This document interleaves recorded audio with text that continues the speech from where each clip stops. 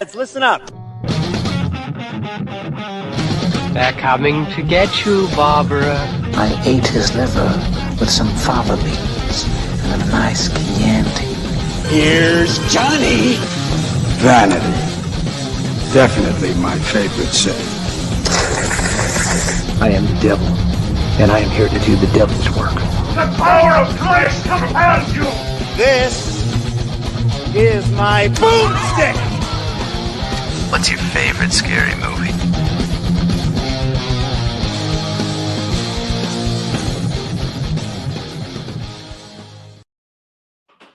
Good evening, horror heads, and welcome to Shiver, a horror movie podcast. We are your hosts. I'm Daniel DeBona.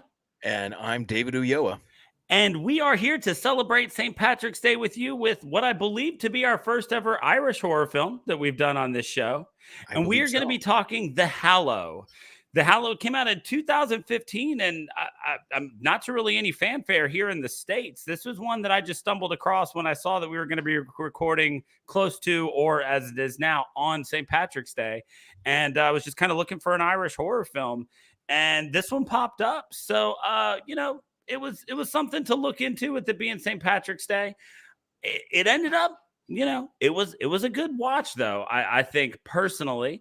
But, I mean, it blended some creature feature, some suspense, some horror, some stuff like that. So kind of overall, what'd you think of The Hallow, Dave? I didn't quite know what to make of it at first. I knew that I liked it. I definitely knew I didn't dislike it right off the bat. Right. And it was one of those things where the more I thought about it, the more I ended up liking it. I thought at first, and I'm still not sure if it's going to fall into this camp eventually, it would fall into the good but forgettable right kind of area where it's like, oh, okay, well, yeah, that was good, but then there's so many other movies like it that you end up watching in its place. It is fairly special effects heavy, which was cool. Particularly because they were virtually all like practical special effects. Right. And that was something that I really appreciated. And that's the sort of thing that I think makes me come back to a movie again and again is special effects that way. I was kind of hesitant going into this because when we first discussed this, I was like, man, this sounds pretty cool. And then I looked the movie up and I saw that it was directed by Corin Hardy.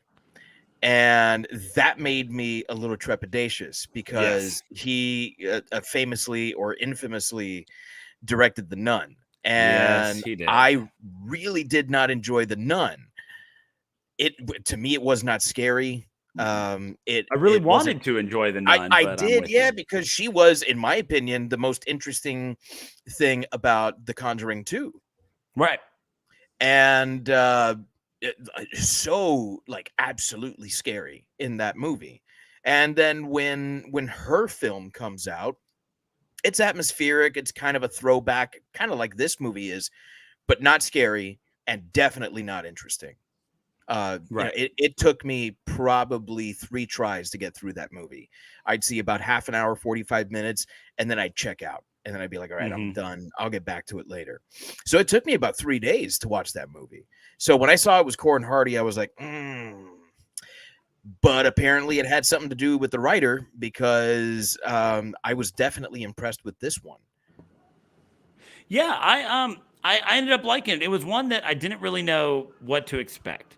On top of it being Irish, we've made a concerted effort to try to vary up what type of horror movies we're watching, and this one kept being listed as like a dark and twisted fairy tale type thing. But outside of that, I didn't really know what to expect, and it became evident early on that what we were into here was an uncharted territory of Shiver movies, and that is something about fae creatures, about the Hildenfolk, if you will, just. And so this idea of these magical, mythological creatures that exist in our own backyards. So then I was hooked. Then I was like, oh, okay, yeah, no, cool. Fae creatures, that's something new. Definitely had some ups and downs. I did love that you use the word atmospheric, because that's, I mean, that's what sold this thing, man. It had some genuinely scary moments. And usually those were accompanied by the fact that like just everything going on in any particular shot was so good. There was a very small cast, of the characters that we saw. I think only 4 or 5 of them actually had names, like the main couple, the baby, the guy who was always threatening them. And then there was there's a cop and a shop owner and all that stuff, but none of them really had names. And so those couple of people did a pretty good job. There's, one of the faults here may be in kind of the relationship type story. And I don't even know that it was meant to be like part of the story. The relationship seemed kind of odd, but I did love the way that this delved into like Irish folklore. And this idea of changelings and things like that we're going to get to, like that was all stuff that it was like, there's an entire, we've done how many slashers, and how many just straight up and ghost stories and stuff like that. There's this whole world out there of folklore that's terrifying. And that we, as like Western civilization or just Americans, sometimes only know these Disney-fied versions of things. You say fairy, people think of Tinkerbell. Yeah. But there's a long and storied history of fairies being not just mischievous, but just straight up dickheads, right? Yeah. And so it was cool to not just see a buxom woman in a tight, unitard flying around and being cute. It was like, these things are fairies? Like, okay, I see you. Yeah. Like, let's figure this out. And so I did enjoy that. While that's not a completely untapped, market out there, there are a lot of movies that do that stuff. It was fun to run across something new like that.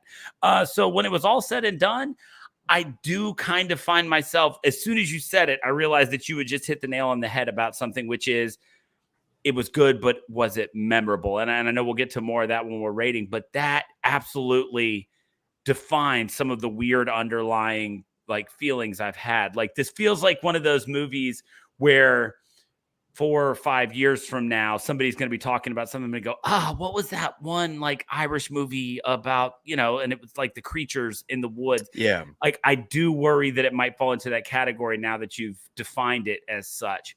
But for the moment right now, 48 hours after watching it, I liked it. I thought they did a lot of really good stuff with it. I agree. That's kind of how I feel about it. I don't know how I will feel in the future.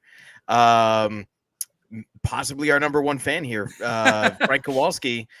Thanks for joining us again. Says, I watched this a while ago just because 2 of the characters are from Game of Thrones. Okay. So yes. Donnelly, I remember as being from Game of Thrones. Yeah. Other... Colm Donnelly was from Game of Thrones. I'm trying to see who the other one was that was in Game of Thrones. Joseph Maui, the guy who played Adam, was Benjen Stark on Game of Thrones. Oh, was he? According to his wiki page, he was. That's that's Jon Snow's uncle, the one that was at the wall? Is that who that was? That is what I'm double checking now. Benjen Stark is Ned Stark's younger brother and a first ranger in the Night's Watch. Well played, Dave. Yeah. Oh, all right. Yeah, It's been a while since I've seen it. Kowalski, good pull on that one. Yeah, man. I completely forgot about him. Yeah, I recognized Colm Donnelly right away. I was like, oh, you were the son of a bitch at the Red Wedding, weren't you? Yeah, he was.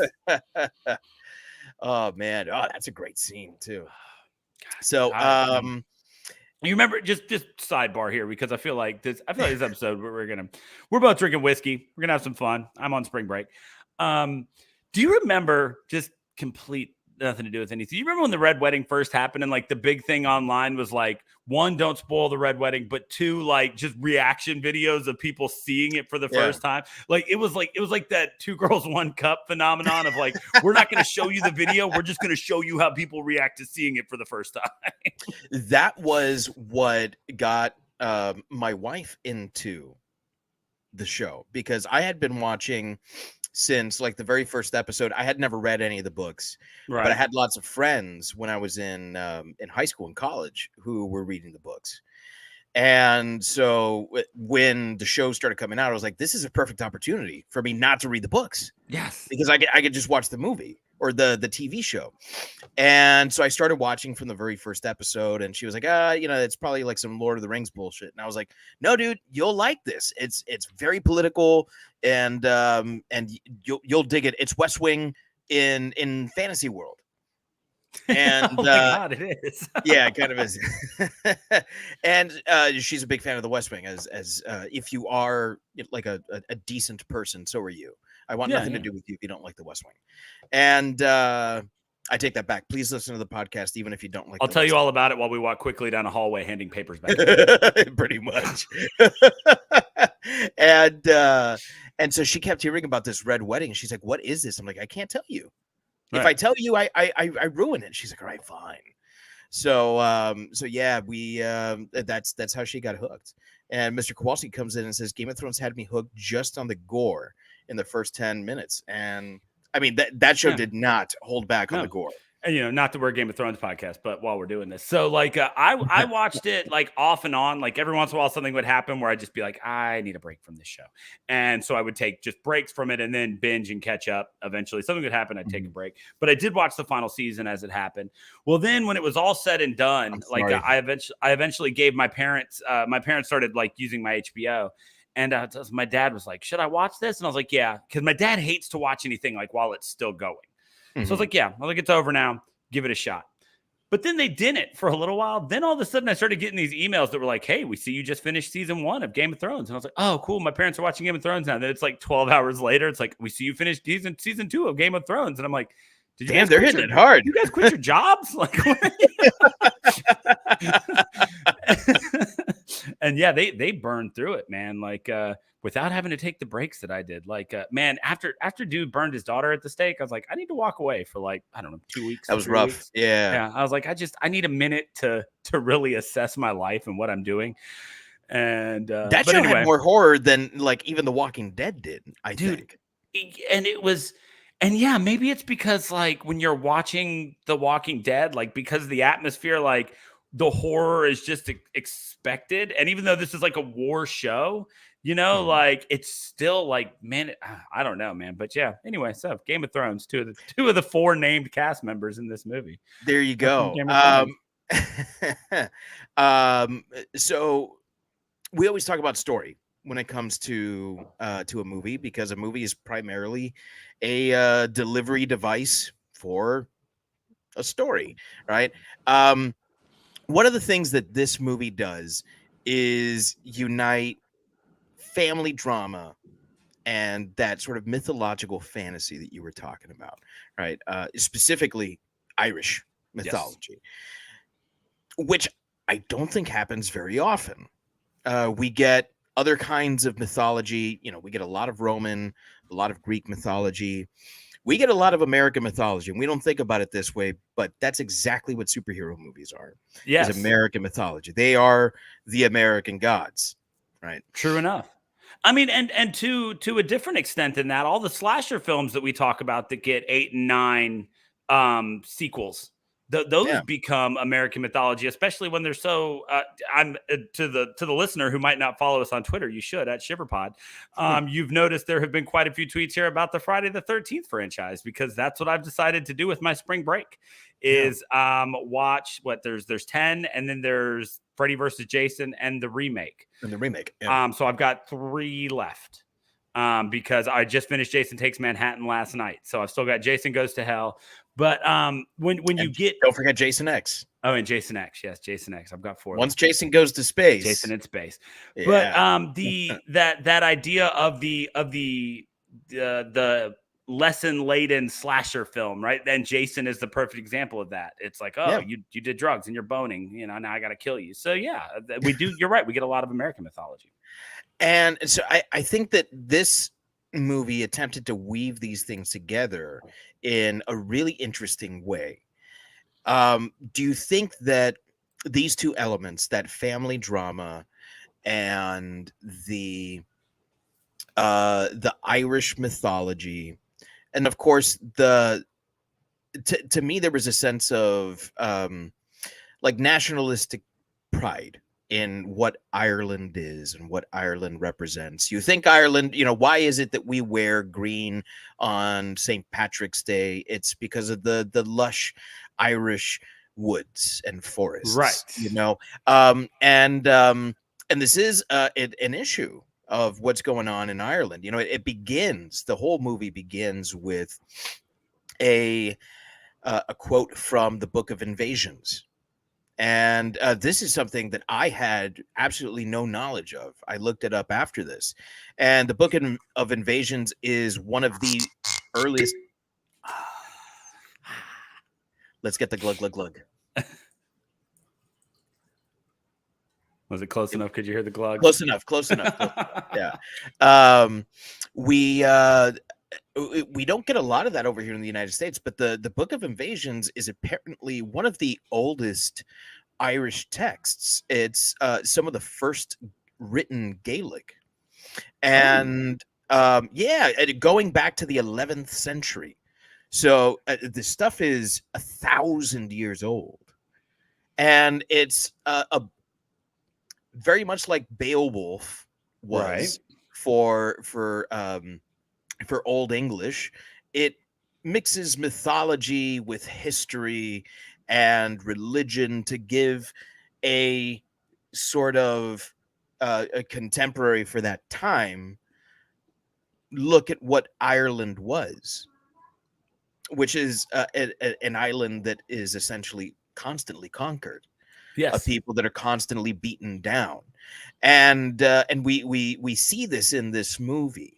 So does this work as a melding of all these things, and above all, does it scare you?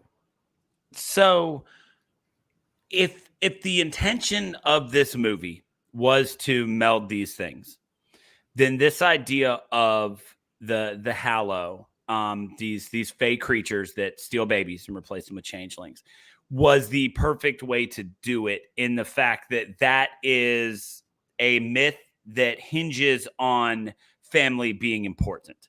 If you don't, if your family's not, if family's just not that big a deal to you, then it might not even matter to you if your child were replaced by a changeling or something like that. So this was absolutely the way to go with that. The family drama element of it was so hit and miss, it felt to me. Like, there were times when I felt like this married couple was very, very close. But then there were also times where I couldn't tell if I was supposed to be getting some sort of tension vibe between them, right? Which was, and I guess that to an extent makes it more realistic, right? Because it's not always as out in the open as is presented in a movie, but they did have a very realistic relationship, in that not everything was good, not everything was bad. They got at each other, but they also seemed to still be really into each other. So it did a good job with that, but I do think that the meat of the story of what makes it interesting here lies in the mythology part. Mm-hmm.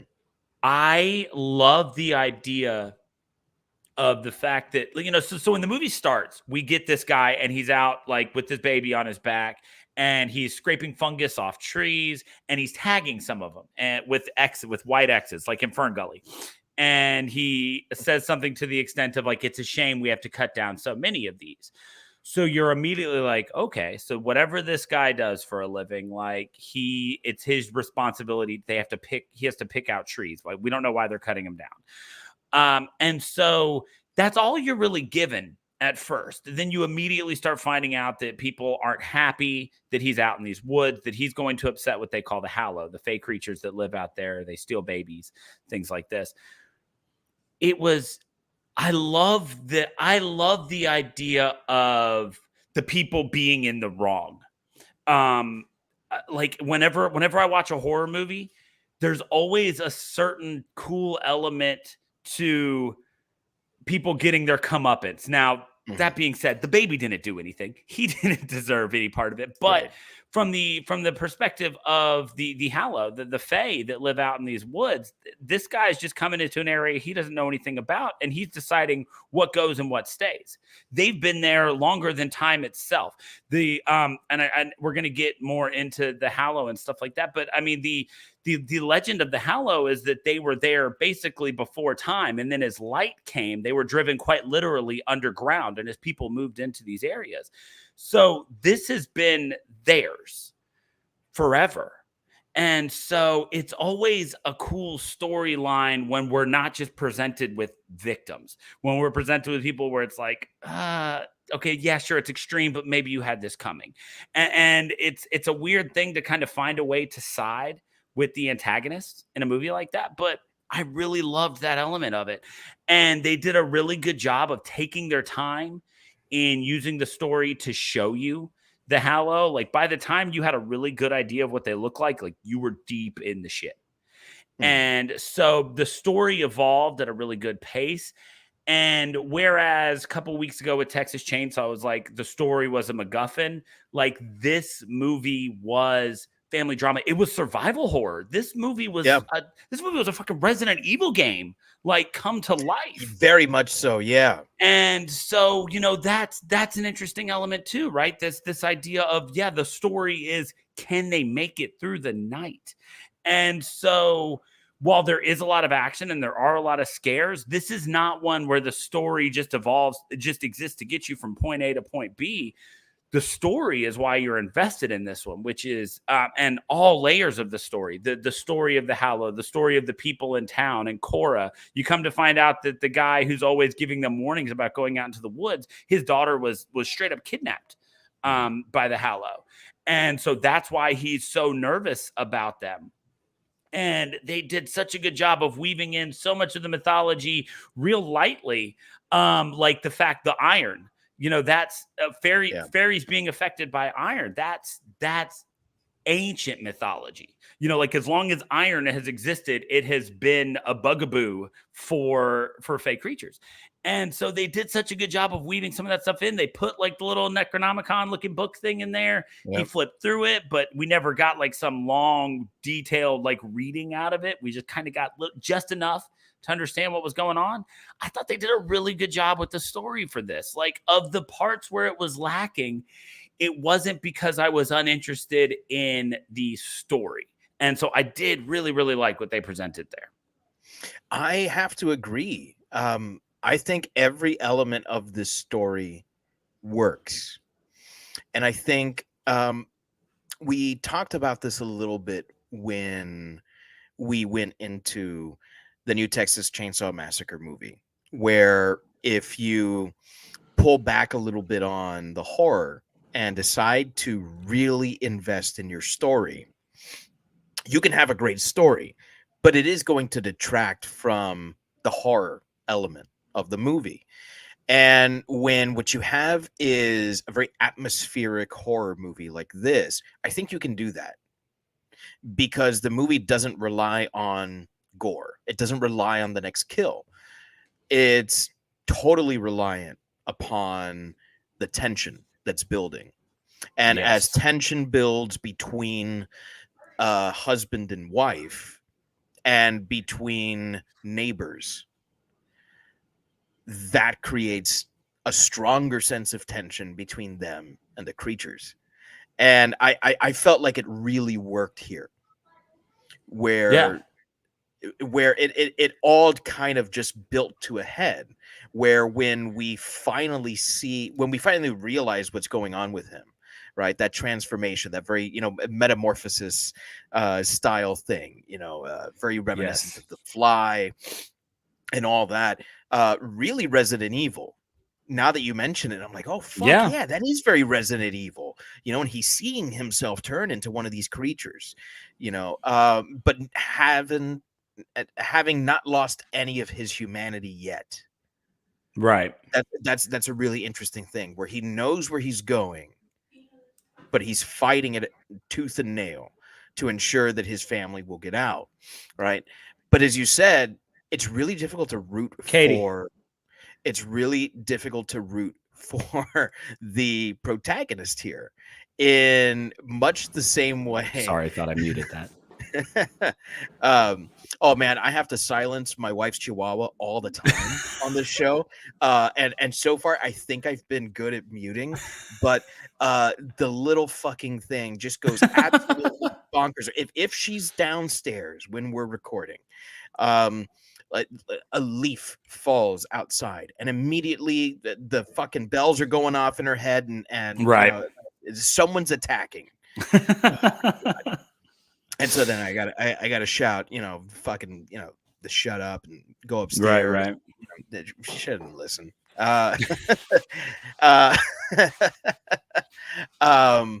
Anyway, I don't remember what I was saying, but Fair.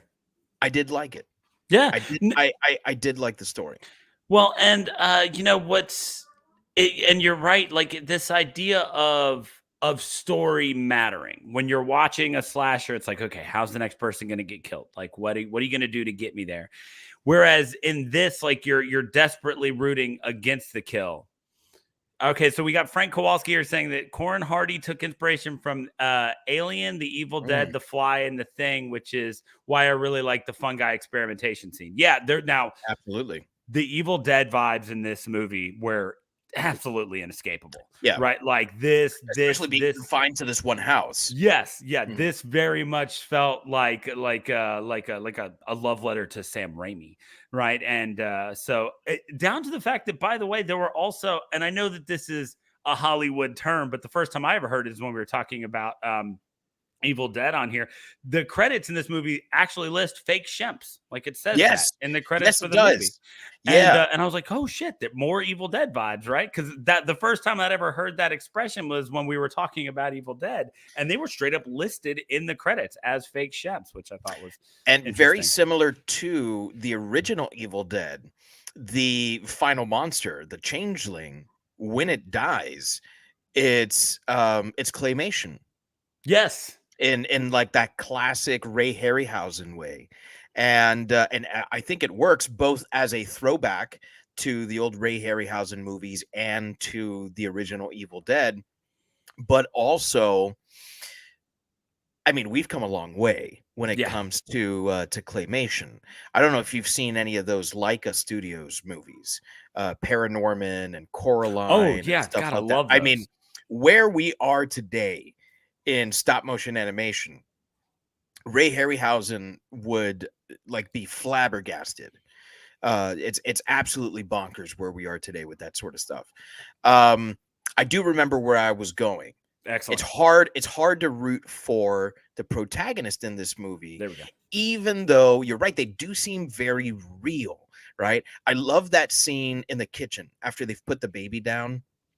And they're cooking the pasta, and he's talking to her about like the little ant fungus, the fungus, and how it burrows deep into the ant and takes control of the ant, and all the while like he's just observing his wife cook. It's a very normal task, right? Not sexy at all, but he's so in love with his wife that it's like, oh yeah, all right, you got it going on, and like if that's not what married life is, I don't know, right?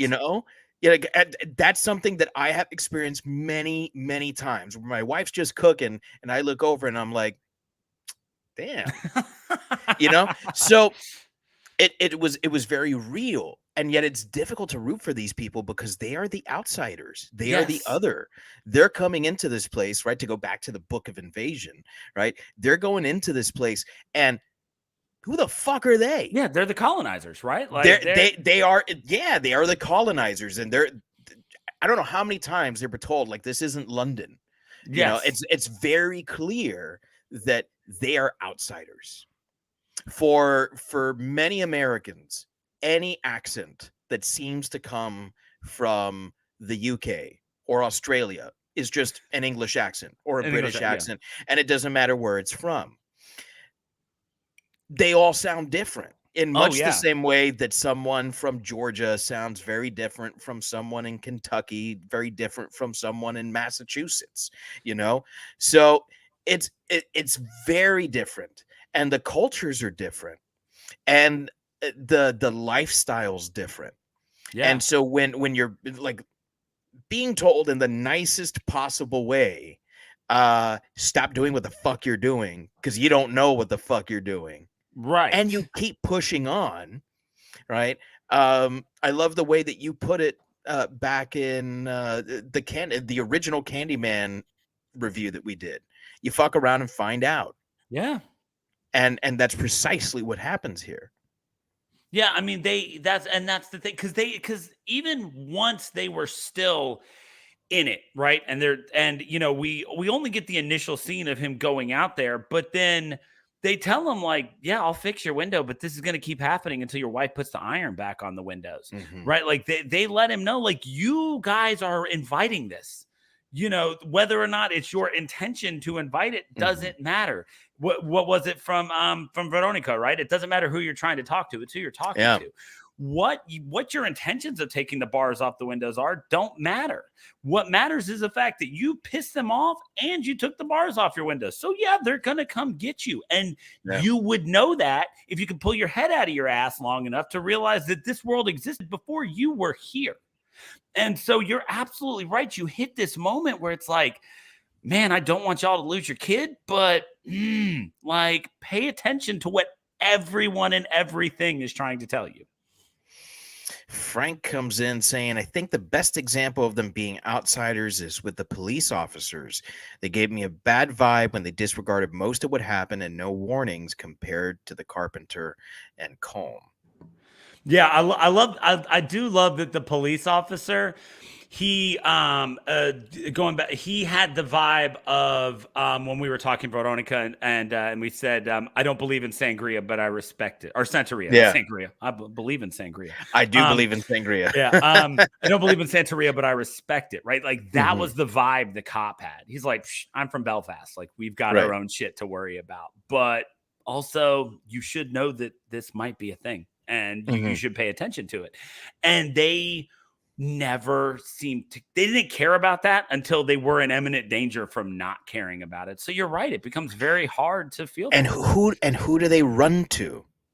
Yeah, they ran to Colm Donnelly. Yep. That's where she goes. And at that point it's too fucking late. And you see it in his eyes. It's not that he doesn't want to help. Yeah. It's just, I've got my own shit to take care of right now, and I tried to warn you. Yeah. So get the fuck off my property. Right. And so as we're looking at all these warnings, and we keep talking about, like what are they finding out? What they're finding out is that the Hallow are a very real thing. So the Hallow is this movie is a reimagining of this ancient Irish fairy tale of fairies and fey creatures that live in the woods and that replace babies with changelings, which essentially look just like your baby, but doesn't grow like it, doesn't act like it. And now they have your child for whatever nefarious things they may want to do with it. So when you're looking at this movie and you're looking at the Hallow, the creatures, how did you feel about them as a horror movie creature? Did they scare you? Did it work? What'd you think? I think this is the most effective thing about the movie is the Hallow themselves. They created, I think, a very original looking creature. It doesn't look like any of the fairies that we've ever seen before. It doesn't really look like any of the movie monsters that we've seen before. And yet we instinctually know what they are. Right. So they somehow tap into something basic, something that is inside of us all. And it's very scary and very inhuman. I was watching some of the special features that go along with this movie, and the way that they created these monsters was spectacular. They got a movement coach, very similar to the way that most movies will, to make you move in a very inhuman way, right? Because it's only natural to move the way a person would. I am just now learning that a movement coach is a thing. Yeah. Like what Andy Serkis does? Kind of, yeah. Like, you look at the way that the reason why he was so often cast in these roles like Caesar in Planet of the Apes, right, and like Gollum, is because he could like just naturally move in ways that did not seem human. That's an incredible thing to be able to do that. I always mention that Arnold Schwarzenegger does not get enough credit for what he did in The Terminator, because to make yourself look robotic, right, is really difficult. Not to be a bad actor, because you can be because you can recognize bad acting. Right, it's pretty easy to be a bad actor, but to convincingly have no emotion. Not that it's like the wrong emotion or not enough emotion or that you're simply just not good at it, but to be totally emotionless. Right. And to, in fact, move your body the way a robot would. I always go back to that scene in the first Terminator where he's inside the parking lot scanning for them. And he does this thing where like he moves his eyes and then his head moves. And then he pans his eyes back and then his head moves again. It's a simple little thing, but it's really convincing. And that's something he thought of himself. If you watch the special features, it's something that he talks about with James Cameron. And it's like, damn, that's really good. So the way that a person moves can totally be convincing for something that isn't supposed to be human. Right. Because if this thing that isn't human moves like a human, suddenly I'm not afraid of it anymore. And they not only trained these actors, they used, I think it was something like 7 or 8 different actors to portray all of them. And they used different prosthetics so that they all look different. But they also elongated limbs, used different sorts of things like skateboards to have them like crawl on the floor so that it would be a little bit more seamless. Okay. Sometimes they'd like have them stand on like a really long tarp and pull the tarp along while they were like just standing in place to make it seem as if they were like more floating. It was really interesting stuff that they did, all practical effects. And to me, that's what really makes them scary. That's why, for me, the Night of the Living Dead series, Dawn of the Dead, Day of the Dead, these movies will always be infinitely more watchable than just about any other zombie movie series, because the effects are all practical effects, because they appear to be happening on like behind the camera. And that's something that drives me like insane. How the fuck did they do that? That's crazy. That scene in Dawn of the Dead where the machete just whacks the guy in the face. How the fuck did they do that? Yeah. Well, I mean, you can read about it now and you can see about it now. But when you first watch the movie, you're like, how does that fucking happen? Frank Kowalski coming in again saying, which also makes the older changelings react to save the baby, showing they actually have some sort of nefarious motive and plans going on. And that's the other thing, the way that they behaved, not just the way that they moved, but the way that they behaved. To go back to that idea that they were controlled by a fungus, right? That there was this sort of hive thinking, right, that was going on. This wasn't simply a survival movie for the family. It was survival for the Hallow too. Correct. They're trying to propagate. Yes. They need to ensure that they continue to live. Like you said, they've been around since the dawn of time. Some of these guys are looking a little rough around the edges. A little bit. Well, and I mean, and that's the thing, like so when you're looking at this idea of the Hallow, so one thing I loved about the mythology of this movie, like I said, they have that book and he just kind of thumbs through it. He doesn't just straight up read, but they show a picture and it's like, okay, that's a baby. And then they show one that kind of looks mostly like a baby. And then it says changeling underneath it. And so you're like, okay, I kind of know about the idea of changelings, right? Mm-hmm. But they don't spoon feed it to us. They're like, all right, here's the seed. You can kind of see where we're going with this, but let's see how it follows through. But then they go so much further than that when he has the realization. By the way, I love that, like, I don't know, maybe it's like 10 minutes in the movie where you're not sure if it's just the fungus and he's lost his mind, or if he does and can tell if it is a changeling. And they're very careful to, one thing that I loved, acting, directorial, whatever it was, from the moment that he makes that realization and when the mom gets the baby back, you'll notice that she never full on looks the baby in the face. Like from the moment that he says it's not our baby, that's a thing, you have to give it to me. And to keep selling that, and the fact that she doesn't believe him, she never full on looks it in the face, because then it would be too easy to be like, you're not going to tell me that a mom wouldn't look her baby in the face and know it wasn't real, blah, blah, blah. So they're very careful about that, which I loved. I loved that so much, because I kept waiting for like that really cheesy moment where the mom looked and was like, oh no, this isn't my baby. But they never gave us that. What they gave us was a woman who just wanted to save her baby so much that she wasn't going to listen. He was crazy. She had to go because she was holding a baby. And as far as she was concerned, that was hers. This idea of changelings is such a terrifying and odd thing, right? Because you're right. When you look at it, on the one hand, it's like, God, as a parent, like, what, somebody steals my baby and just replaces it with something else. But then on the other hand, you're like, and you see it in this movie brought to light that it's like, it's not necessarily malicious as much as it is for a need to continue. And they show you that when you see what is Cora.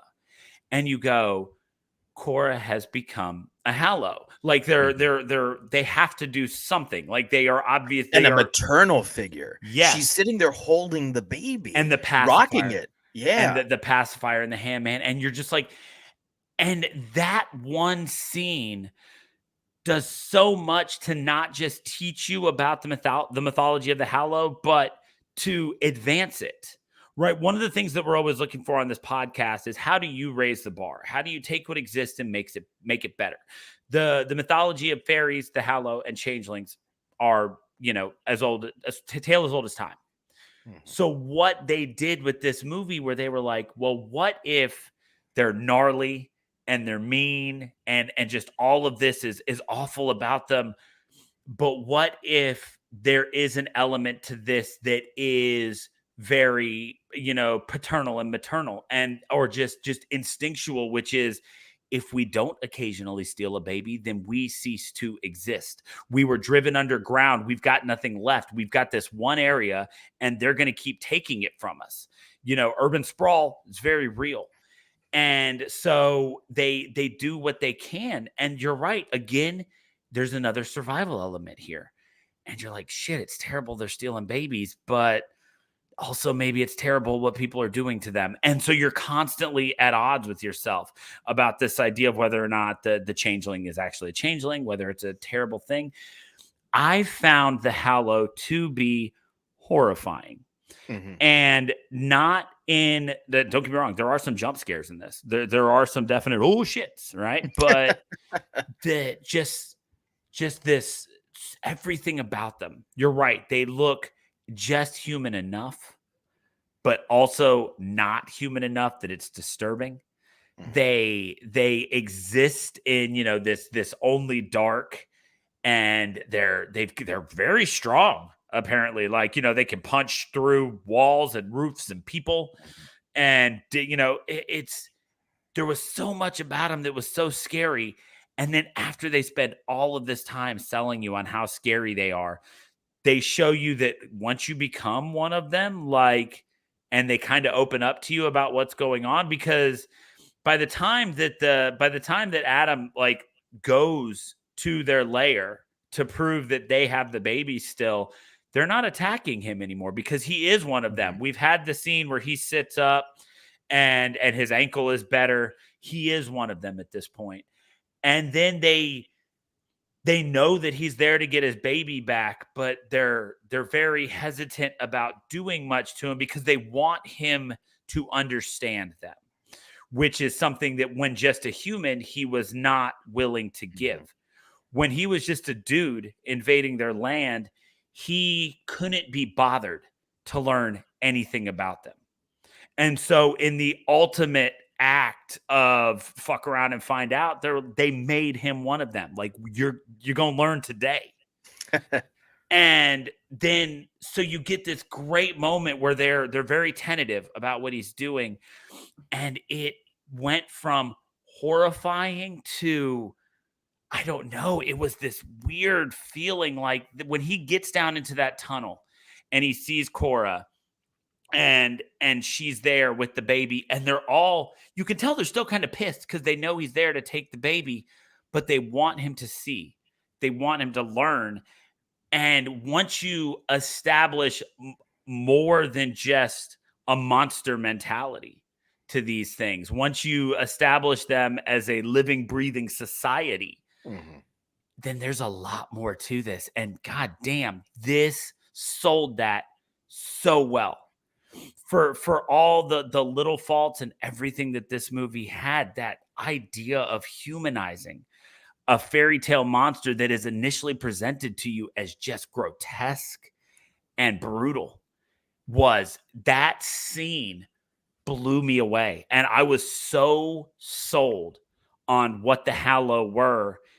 And again, it goes back to that thing where it's like, shit, like I get that they're stealing a kid, but if I'm rooting for those humans, like, am I rooting for the bad guys? You are rooting for the bad and guy. then you realize you are rooting for the bad guys. And it's this amazing aha moment that, you know, if we were any sort of historical or political podcast, there are layers of that story to be told. So many. There are so many American history, especially layers of that story to be told.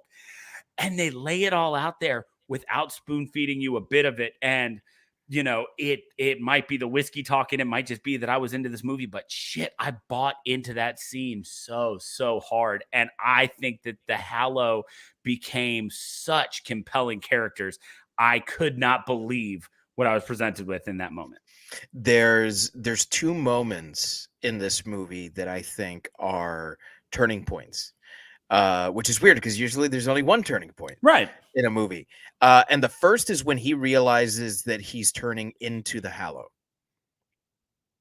That's like, okay, well, what way is this movie going to go?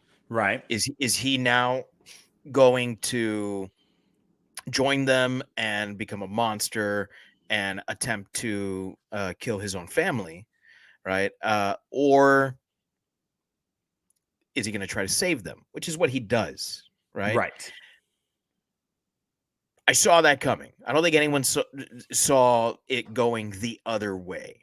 If you did, I think you misread the situation. Right, but they did leave just enough of that out there where you were like, maybe now that he's become one of them, maybe this is like a double fake. You know, it's like a double fake.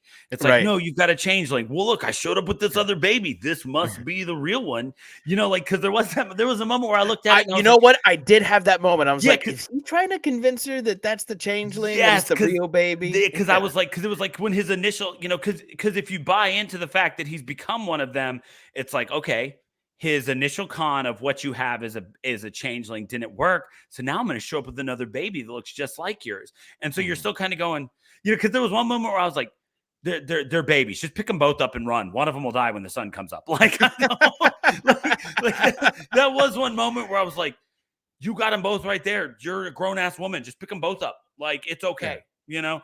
And so, because I did have that moment. What are you, like a triple agent? Yeah. Because I did have that moment where I was like, man, how fucking devious would it be if he went and got the changeling and now was trying to get her to swap, right? Like, because until that sun comes up, yeah, you're pretty sure, but you're not 100% sure, right? Mm-hmm. The other turning point was that scene that you're talking about when he goes down underneath that house where the Hallow have been kind of hiding for the last 1,000 years or so, however long it's been. And it's this thing where, like, his family, I feel like he never really appreciated. Right. He uprooted their lives to go to Ireland and not just to Ireland. Like, they came from London, which is like the uber metropolis of the UK, to middle of nowhere Ireland. Yeah, Like I yeah. was They're in not in Belfast. They're not in Dublin. You know, right.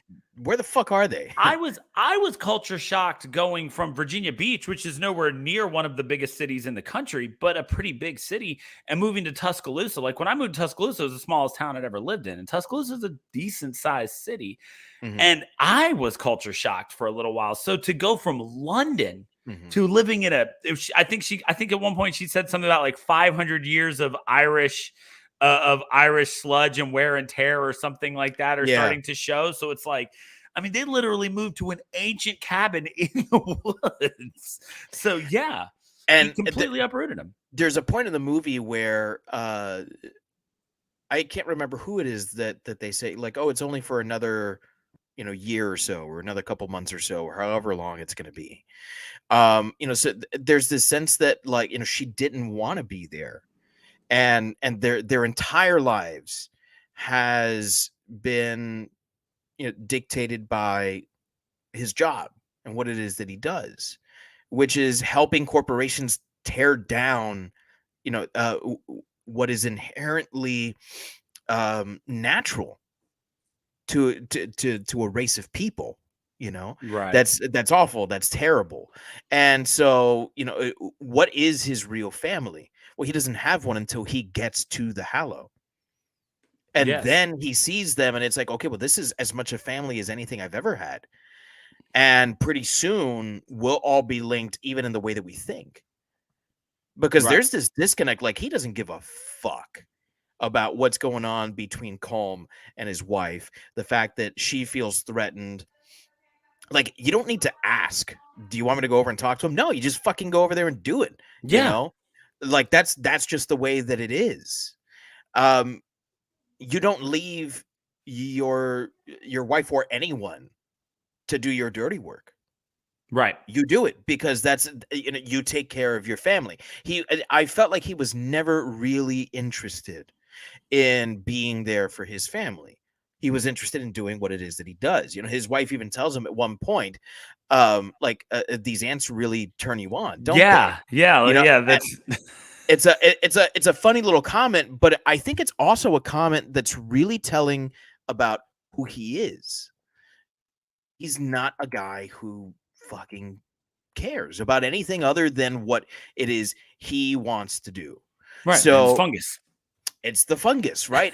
It's looking at the trees and deciding what those trees are going to do. So I totally side with the Hallow here, in much the same way that in The Wicker Man, I side with the people of what is it, Summerdale or what Summer Isle. You know, I side with those people. I don't side with the policeman. He's the outsider, and that's something that I feel very strongly about.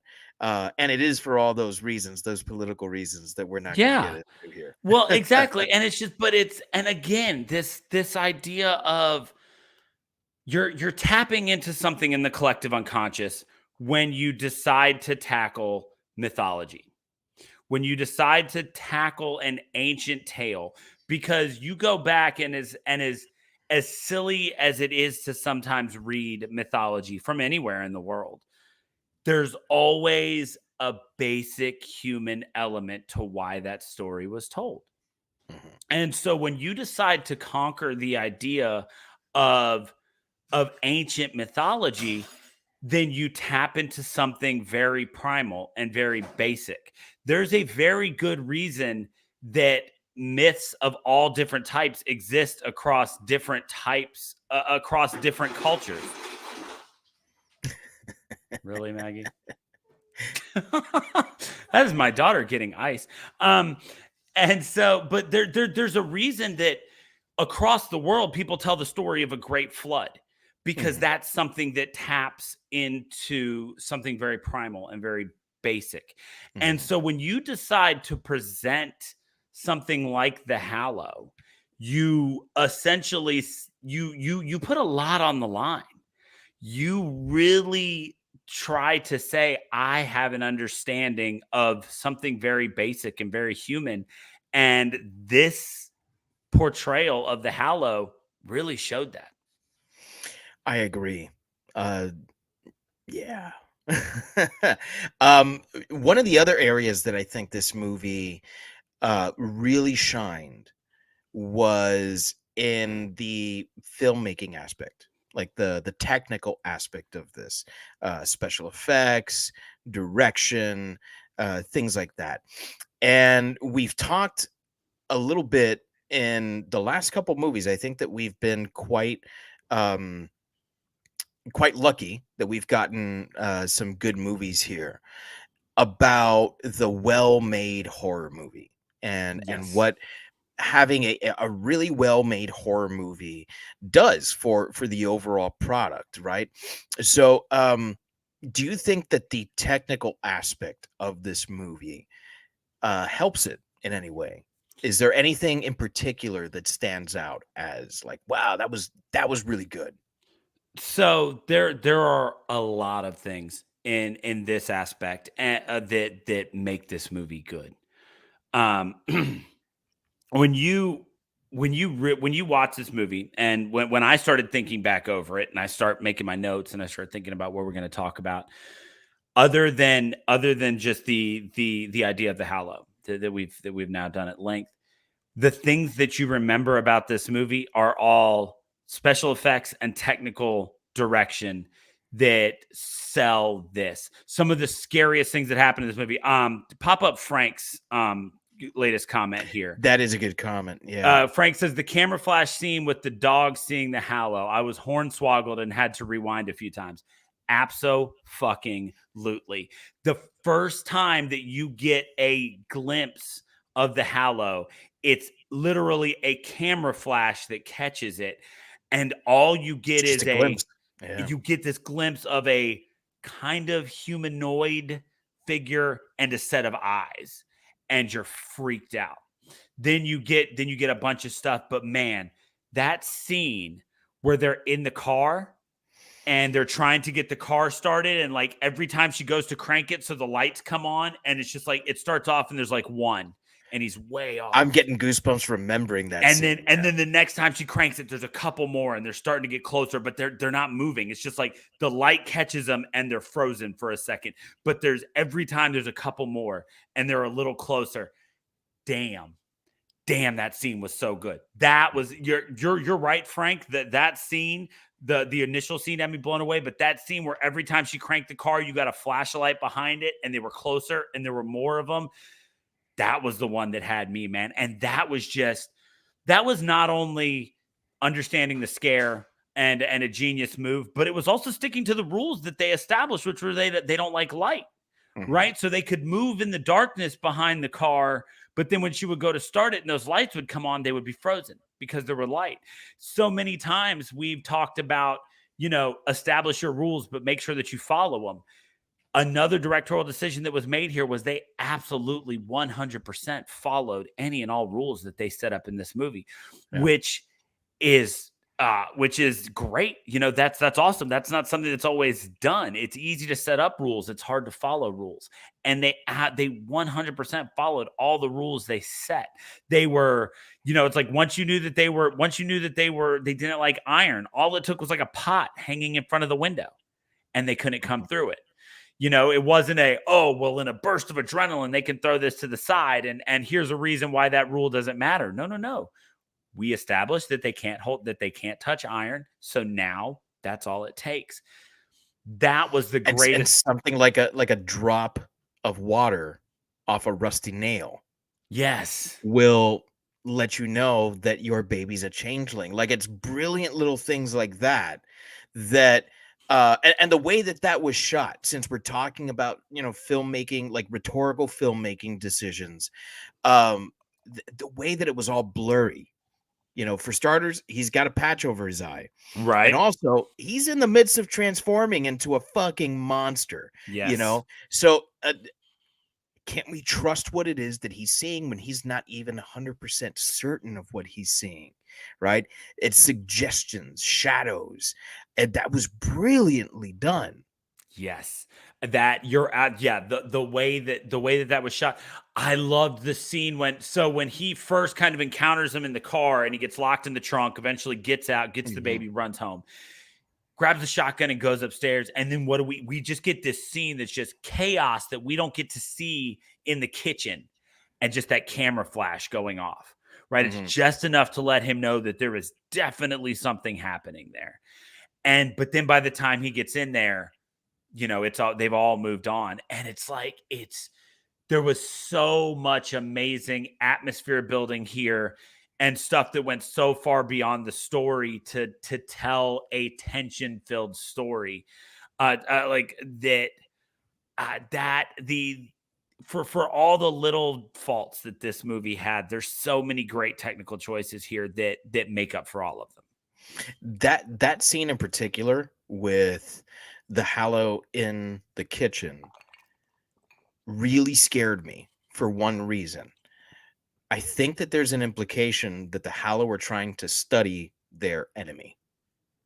They're trying to understand what this weapon, to them it would be a weapon, right? The camera flash. The camera. Right? They're trying to understand what this thing is because it goes off constantly. It's like it goes off and it goes off and it goes off. They're like, how does this work? What does it do? And how can we avoid it? Oh my God, dude, I didn't even think about it like that. I love that. It's a scene that implies so much with so little. And I don't know if that's what was really going on. Maybe I'm like just looking into this in a different way than what Hardy intended. But that's what I got out of that scene, because why else would they be messing with this thing? Yeah, because that is the thing, right? I did wonder, like, why would they be playing with the camera? Like, there's nothing about that camera that's going to just make it go off. And I did wonder why they would be messing with it, trying to understand. Oh, shit, that's good. Damn, that's good. Bravo, sir. I like Thank you. Yeah, it's just there were also a bunch of great little things when he's flipping through records up at the top. One of the records he comes across is a Conspirators record. They're an Irish folk band that I don't know much about, but I know they made music with Slash. Yeah. And that is kind of how that is like, it took me a while. It was like, why do I know the name The Conspirators? And so like I get into their wiki and I'm like, Irish folk, this isn't something I would know about. Then I'm reading, I'm like, oh, Slash has collaborated with them. That is probably where I've heard it. But so just little decisions like that, sometimes that's part of world building, and it makes it even more interesting. He's listening to, when he gets in the car and he puts on, he's got some little punk rock, he's going to throw on when he's in the car with the baby. That's something that as dads with kids that love rock music, you can relate to, right? You try to find just that right album when they're young. Absolutely. It's like, this is going to be the one they remember. Like, say what you will. My daughter, like, I listened to The Clash a lot when she was little. Then I didn't listen. Then all of a sudden, when I did listen when she was older, she seemed to remember. So there definitely seems to be something there. I planted that seed. I'm very happy about that. But and so they do a lot of those little things, because you're right. It's like you mentioned earlier, this idea that he doesn't really care that much about his family. Even once shit gets weird, he's still out there like dragging the baby around. Right? Like, she's just home for the day, man. Like, your baby doesn't need to go to the hardware store. Yeah. I mean, like, but in his head, it was very mechanical, right? It's like, I'm a dad. I got to go to the hardware store. Let me grab the baby. And so it was, there were weird things like that were weird in the context of why would he do that? But the directorial decision to have him do that sells more and more this idea that he doesn't really understand how family works. And he shows up and he's like, just call the cops. I don't have time to tell you about anything. I've got a gun. Doesn't matter if I know how to use it. It's like, dude, clue her into something. Yeah. Like, you just showed up like sweating and you're hours late and your baby's crying and now you're grabbing a gun. Tell her something, bro. Right. And so, but all of those things just sell this idea that this is a guy who doesn't really get it. Like, fungus makes sense to him. That he gets that. Fungus is a set thing. Here's how it works. It gets in the ant's brain. But family, he doesn't understand. And then, like, he gets upset when shit does, like, when he's like, put the baby in the closet. She's like, no. He's like, this is what makes sense. This is what we have to do. It comes back to bite him in the ass. Yeah.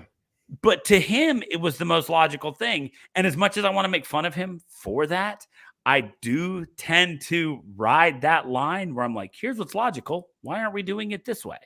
And so like it was that was very human and an interesting element. So again, one of the other things that I loved about this, and this is, I don't know, this is just a funny thing. I mentioned earlier, I watched the credits because I noticed they had fake Shemps listed. This is the first ever movie I've ever seen that in the credits had a fungal research director. Really? Listed in the credits, yes. So it's like I can only They scienced hard. Nice. They scienced hard, exactly. Like I knew of the fungus that takes over the ant's brain. One time I asked a question about that in trivia, but like I can only assume that this fungal director also made sure that the way it was growing, like when it was growing out of that deer, or there's kind of like stalagmites. Stalagmites. That's what the fungal director did. And then the other thing that you can never say enough about when it comes to the directorial and just special effects of this movie, the transformation, man. From the moment he's shot in the eye, he gets clawed in the face, it starts growing out. Like those really light body horror elements were done just right. Not enough to where I think Kowalski made a comparison to The Thing earlier. Not enough to where you're like, you know, like viscerally disturbed, but enough that it was uncomfy. I agree. I agree 100%. And so just a lot of those things went so far to do a lot of great things. This is a movie that I think when it's all said and done, you look at and it's a fun ride. It's just, but there are a lot of little things here. And God, man, I'm like, I know we're about to get into rating right now, and your comment about the Fae trying to figure out the camera, like I'm feeling a half star on that right now. So without further ado, it is about that time when we get into rating the movie. Now, if you are new to Shiver, or even if you're not, we do like to remind you that we rate every movie only against itself, and therefore we create a unique rating system for each movie. Now, while Dave did have some suggestions, we did forget to talk about it before we started recording, so I'm going to go right off the cuff here with one of Dave's awesome suggestions, because it is one of the epic, iconic take-home images from this movie. And Dave, out of a possible 5 flaming scythes, because that shit was dope. It was dope. Out of a possible 5 flaming scythes, what do you give the Hallow, man? Man, you know, I've gone back and forth on this, and like even right now, I'm not 100% sure which way it's going to go. I definitely think that this is not a perfect movie, because we've really only said positive things about this movie. True. As far as negatives, there's not that many. But I think the problem that this movie has is that it isn't particularly memorable. Yes. And that's a difficult thing to rate or assess, because should you rate a movie based on how memorable it is, or how good the experience of watching the movie is in the moment? And that's a question that I don't know I have the answer to right now, but it is something I've been thinking about since Sunday night when I saw this movie.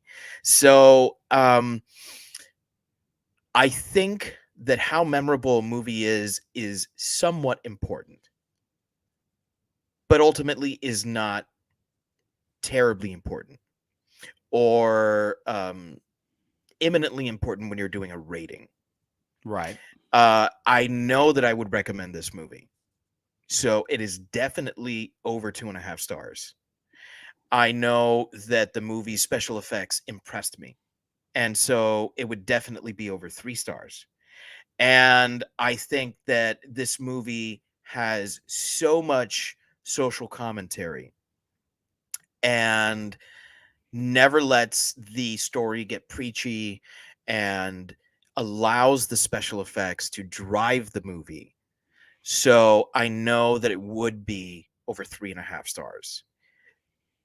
Comfortably, I would give this movie like 3 3/4 stars, because I don't know that 4 is something that I'm comfortable giving.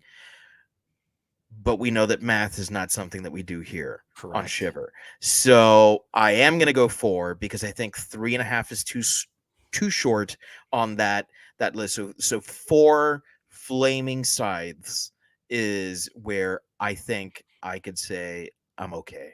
Yeah, I think that you've very much pointed out a lot of it, right?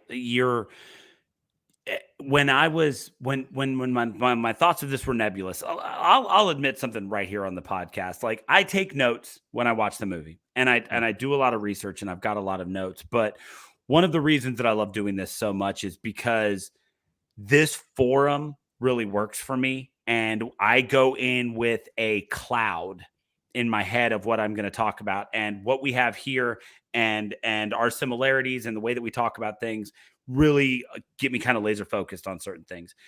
And when we opened, you brought up that idea of, is it memorable? And that struck a nerve for me, because that did really encapsulate a lot of what I was having a hard time with this movie. Because you're right, it's not a perfect movie, and it does have its flaws. But when it's all said and done, there are so many things that outweigh those flaws. And the special effects, incredible. Like, at one point at the very end of the movie, one of them literally punches through him, and we get this amazing blend of digital and practical special effects that really, as the last special effect of the movie, minus the claymation of the changeling kind of disappearing, really reminds you of how special effects driven the movie was. And it was awesome. And you're right, you look at the social commentary of this, and you look at this idea of finding yourself not wanting to root for the protagonist. So you've got so much here. And so I'm right with you, where it's like, man, 3.5 feels too low, 4 maybe feels a little high. But if I'm gonna do anything, I'm gonna give a movie that I enjoyed watching the benefit of the doubt, and I'm gonna crank that extra quarter, and I'm gonna sit comfortably at 4 too. There was a lot more to enjoy about this movie. You know, if 4 years from now somebody would be like, "Have you seen the Hallow?" And I'd be like, "Oh yeah." You know, I might not remember some of the intricacies that are selling me on this 4-star right now, but right now, 48 hours after watching it, I feel like 4 stars is the right place, or 4 flaming sights is the right place. You I know what you feel will like, remember, though, is you'll remember you liked it. yeah, exactly.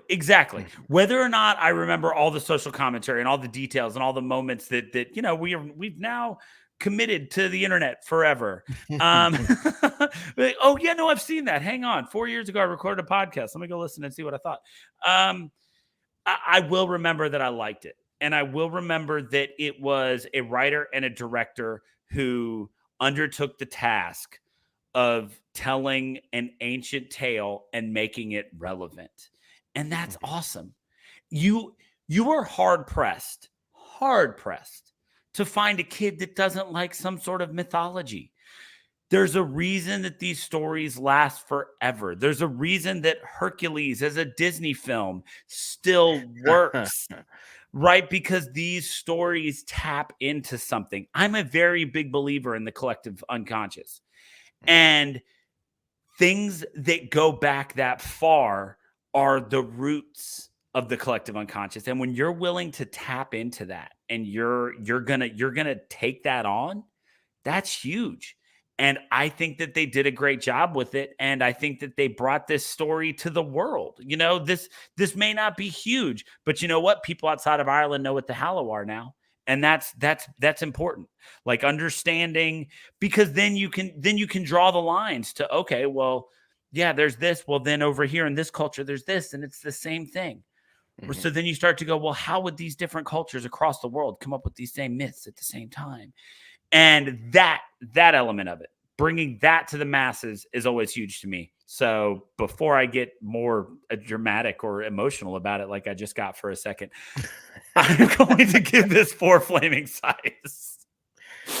That's no, I think that was good. You know, the world needs a little unity right now, right? And so that's good. You know, and I was thinking about how similar the idea of the Fae and the changelings is to the Mexican myth of La Llorona. to go back Right. to the Conjuring universe. We got that film a couple of years ago, and that was one that surprised me because I wasn't expecting much. And it's again, the fear of losing your children.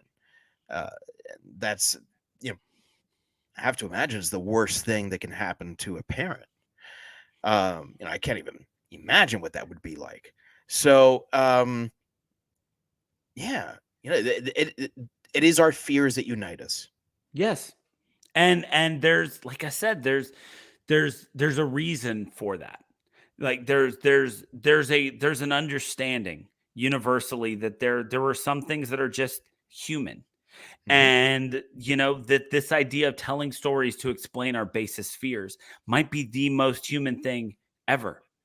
Everything in entertainment boils down to the idea of telling stories that explain why we think the way we do and why we're afraid of the things that we're afraid of. And this did a great job of just bringing you another perspective of it. I love it. Me Absolutely too. love it. So thank you, all of you that have been with us from the top of the show to now, from the top of the morning, as it were, into the evening. Thank you particularly to Mr. Kowalski. It's always good to have Yes, we you on. appreciate you, sir. Yeah, absolutely. If you enjoyed this podcast, and even if you didn't,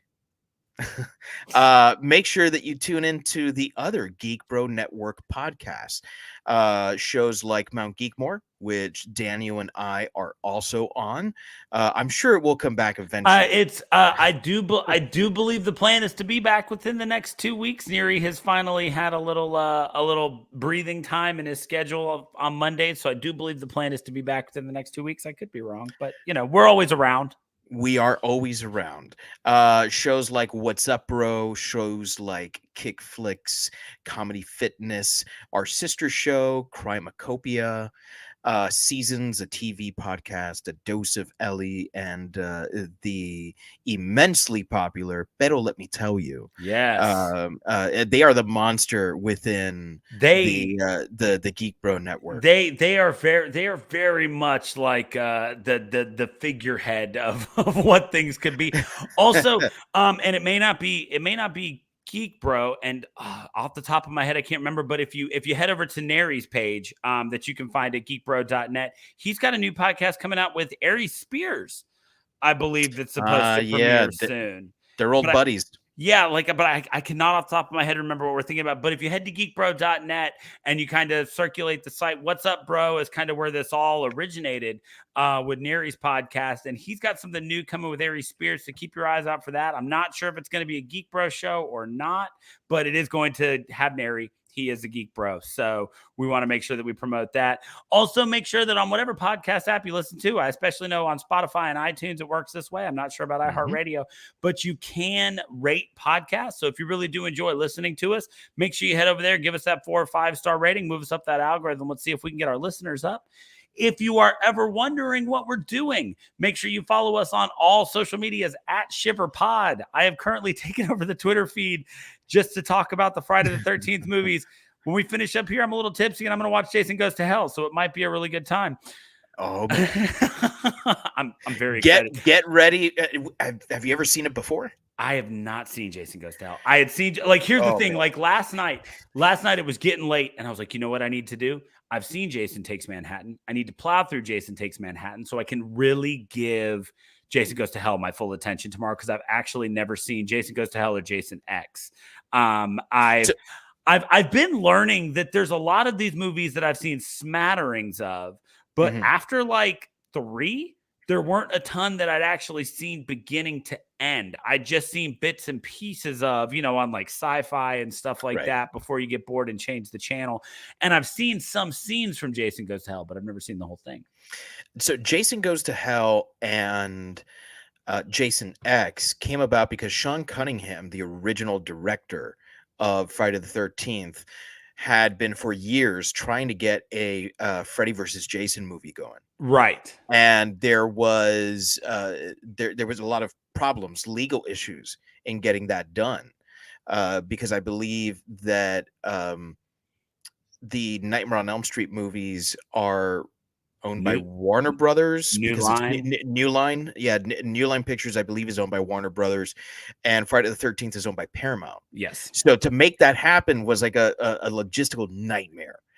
And every time it seemed like it was just about to happen, it would fall through. So to keep Jason in like the social consciousness, he would just bring out another one. And so Jason Goes to Hell is the first attempt to, revitalize Jason and bring him back into pop culture. He needed something after Takes Manhattan. It is fucking weird and wacky, and Jason can do things that you've never seen him do before and never will see him do again. Fucking weird as hell. Yeah. The continuity that there was at least in Friday the 13th. It's my favorite horror franchise. So I say this with all the love in my heart. For all the shit that is Friday the 13th, at the very least, there is a continuity. Yes. Very Whatever, much so.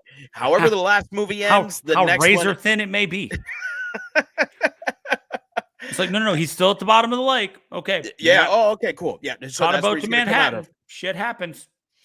That is thrown out the window with Jason Goes to Hell. Love it. It just like, how the fuck does this? It doesn't matter. It does not matter. And then with Jason X, again, thrown out the window. I'm not saying they're not enjoyable. I am saying they're not good, but I am saying they're enjoyable as hell. Well, and as long as you go into it with that mindset. The one thing, if I ever decide to do this again, I swear to God, I'm going to keep track of how many panes of glass Jason breaks, because Jason Voorhees will break a pane of glass. Jason Voorhees gives no fuck about glass. I have never in the history of a movie franchise seen so many windows broken. He is constantly breaking windows. That's the standout for me right now. Jumping through, getting thrown out of them. It reaching doesn't matter. Through and choking. Yeah, doesn't matter. Breaking glass. Portholes in boats, broken. It doesn't matter. He's breaking them all. That being By said, the way, the fucking axe to death by a fucking guitar. Yes. Being axed by an axe, that's one of the most fucking heavy metal and brutal things in the entire series. I regret nothing about this decision to go through and watch them all. I have been loving my evenings.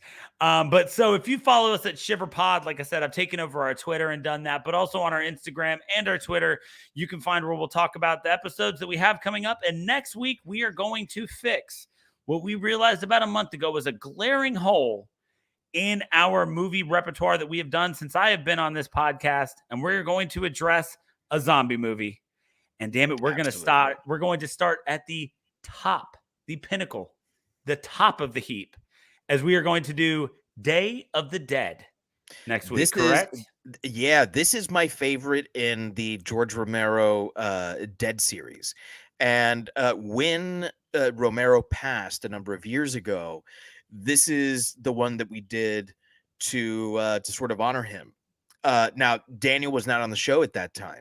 So this is a great opportunity to revisit a zombie horror classic and a movie that I think deserves to be talked about all the time. So tune in next week. We will be back to Wednesdays next week. Shit got a little bit hectic this week. But next week we will be back. Frank Kowalski says, let's go, and then coughs into his elbow 3 times. He's feeling it. He knows what's up with this movie. We will be back on Wednesdays, 9-8 Central next week. We'll be talking Day of the Dead. And it's the zombie movie is a place that has a special place in both our hearts. It's just taken us a little while to get around to it. So make sure you follow us on all of our social media at ShiverPod. We'll be back next Wednesday, and we'll be doing the damn thing. We appreciate you guys so much. Frank, you've been awesome tonight. Anybody else who may listen, make sure you chime in. Even if you haven't seen the movie, we say something you think's funny, let us know. We're attention whores. That's why we do this. Anyway, we appreciate each and every one of you listeners so much. And from the bottom of our hearts, we hope you have a great night and fright you very much.